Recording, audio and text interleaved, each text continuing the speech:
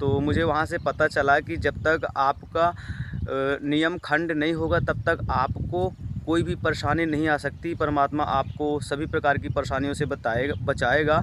आपको अगर हानि हो रही है तो कहीं न कहीं पे आपका कोई न कोई नियम ज़रूर टूटा है।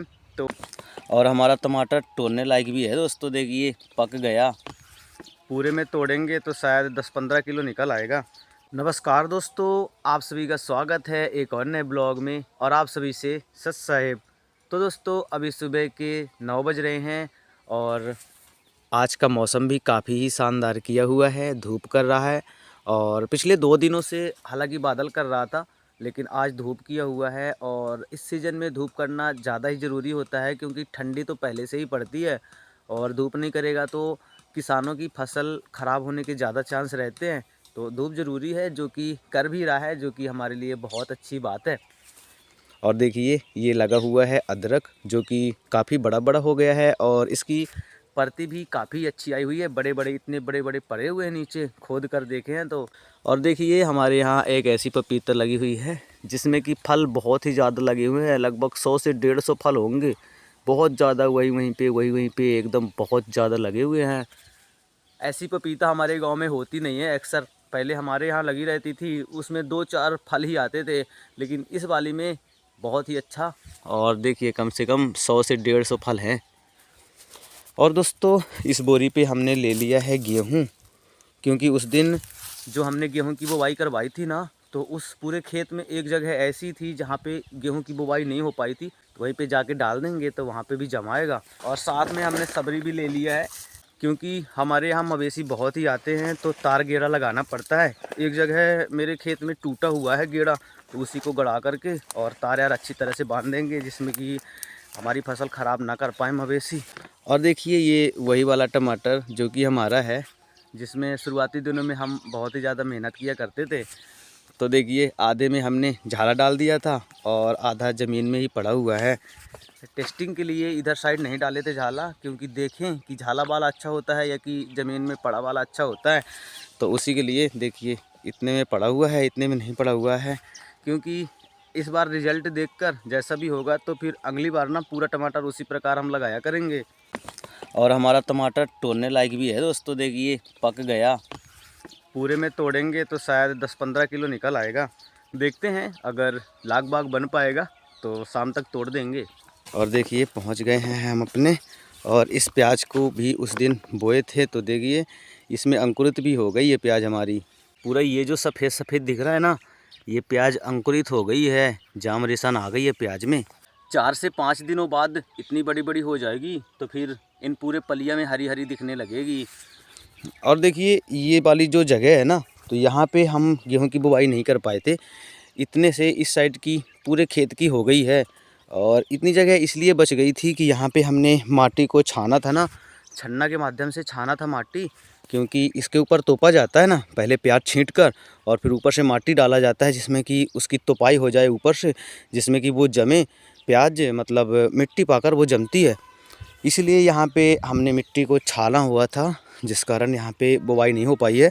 उसी के लिए ये गेहूँ लाए हुए हैं डाल करके।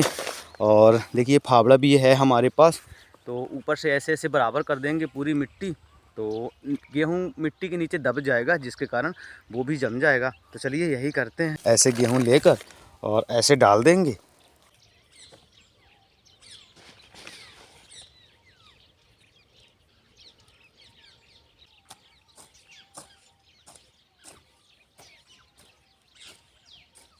और देखिए पूरा अच्छी तरह से बुवाई करके और ऐसे नाली भी बना दिए जिससे पानी उस साइड जा सकेगा।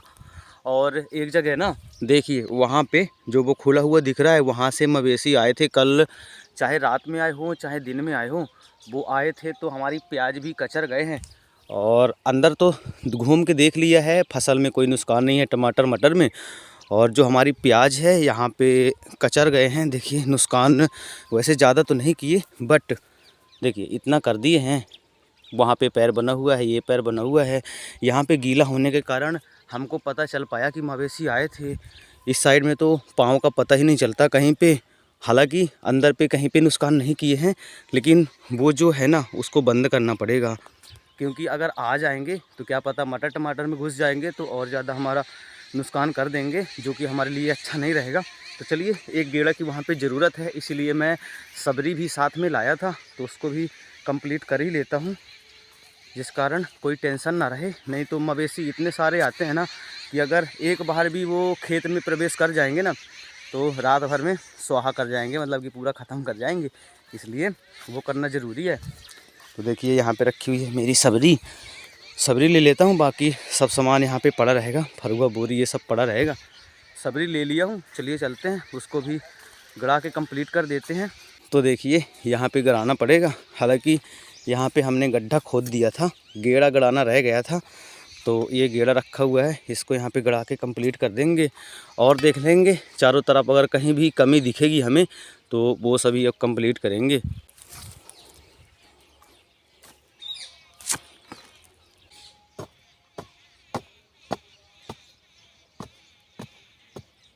और अभी पूरा अच्छी तरह से गड़ा के और उस काम को कंप्लीट कर दिया हूँ, और अब उम्मीद है कि मवेशी नहीं घुस पाएंगे। और आज के मेरे वैसे 2-3 काम हो गए और 1-2 काम और रह गए हैं। देखिए जैसे कि ये मटरा है ना, इसमें हमने पानी लगाया था परसों के दिन, 2 दिन पहले, तो अब इसमें खाद देना ज़रूरी है, और वो खाद मैं सुबह घर से लाया भी था, तो हमारे उस खेत वाले घर में रखी हुई है, तो उसको भी डालना ज़रूरी है। तो चलिए चलते हैं, उसको लाएंगे, उसको डाल के और अभी काम समाप्त करेंगे, क्योंकि दोपहर भी होने लगी ना और भूख भी लगने लगी, तो फिर घर जाएंगे।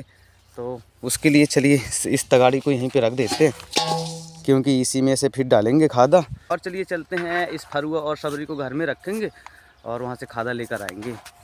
और देखिए पूरा चारों तरफ ही हम लोगों को गेड़ा गड़ाना पड़ता है, सभी लोग, जैसे वो वाले खेत वाला भी गड़ाया है, ट्रेन भी जा रही है, और देखिए चारों ही तरफ गेड़ा गेड़ा गेड़ा आपको दिखेंगे, क्योंकि मवेशी का इतना ज़्यादा खतरा है कि अगर एक बार भी मवेशी खेत के अंदर चला गया तो मान लो पूरी फसल को ख़राब कर देता है। तो इसीलिए हर किसान बहुत ही मजबूती के साथ गेड़ा तार लगाकर मवेशियों से अपने फसलों की रक्षा करता है। तो हमने तो वो वाला काम कंप्लीट कर दिया, और जो हमारा अब ये खाद डालने वाला काम है उसको और करेंगे, उसके बाद फिर घर जाएंगे। और अभी ले लिए हैं खादा, और फरुआ सबरी सभी अंदर रख दिए हैं, और छोटू भी जा रहा है, ये भी थोड़ी बहुत मदद करेगा। चलिए चलते हैं, आज डाल ही देंगे। और अभी पापा बोल रहे थे कहीं पे ट्रैक्टर खड़ा करके आए हैं, तो क्या पता वहाँ पे ना जाना पड़ जाए ट्रैक्टर को लेने, तो इसलिए जल्दी से खादा डाल देंगे। और अभी पहुँच गए हैं और चलिए डालेंगे।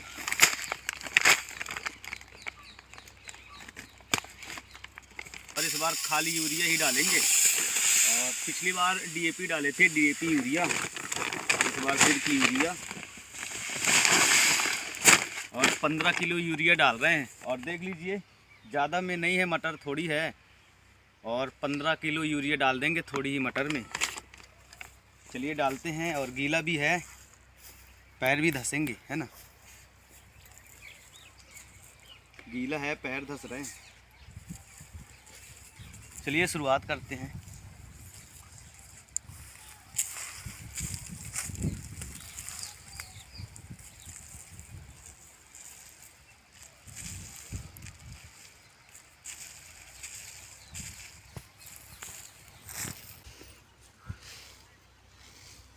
और जी अभी तक मैं ना मटर में पूरी अच्छी तरह से खादा डाल के कंप्लीट कर दिए हैं, और अब घर जाएंगे, क्योंकि 3 बजने लगा लगभग, तो भूख भी लगाई है।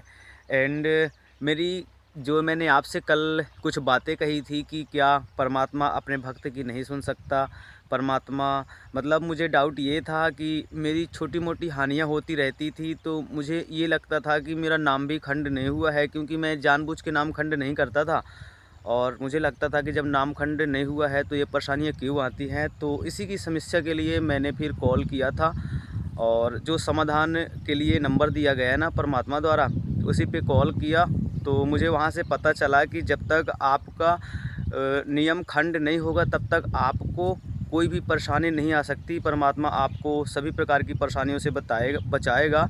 आपको अगर हानि हो रही है तो कहीं ना कहीं पे आपका कोई ना कोई नियम ज़रूर टूटा है, तो कृपया आप अपना नाम जाकर शुद्ध करवा लें, उसके बाद फिर आपको कोई भी परेशानियाँ नहीं होगी, ये हम गारंटी लेते हैं। तो ऐसा वो लोगों ने कहा है और मुझे पूर्ण विश्वास दिलाया है कि कहीं न कहीं पे मेरा ही नियम टूटा है, इसलिए मुझे मतलब थोड़ी मोड़ी हानियाँ देखने के लिए मिली। तो ठीक है, मैं एक बार फिर से जाऊंगा और नाम शुद्ध करवा के और फिर सच्चे मन से भक्ति करने की कोशिश करूंगा। कहीं पे भी नाम खंड ना हो, ऐसी पूरी तरह से मैं कोशिश करूंगा। तो चलिए चलते हैं, घर जाएंगे और इस ब्लॉग को भी यहीं तक रखते हैं। उम्मीद करते हैं कि आपको पसंद आया होगा। पसंद आया होगा तो लाइक कर देना, चैनल पर नए हैं तो सब्सक्राइब कर देना। मिलते हैं नेक्स्ट वीडियो में, तब तक के लिए सत साहेब जी।